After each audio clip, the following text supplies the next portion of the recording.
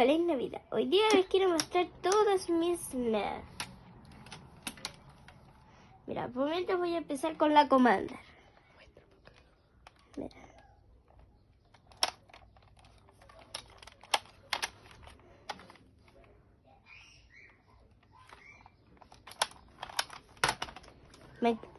Ahora voy a mostrar la Bolt. No sé si se ve el láser ahí. Ahora la Trío, con un riel táctico. Todas tienen riel táctico para poner accesorios, como este, por ejemplo.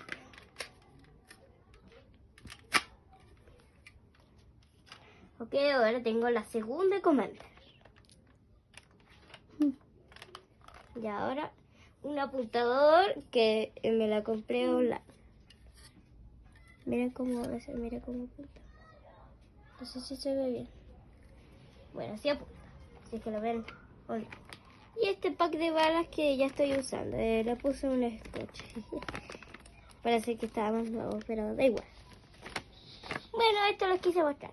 Voy a hacer un próximo video. ¡Chao!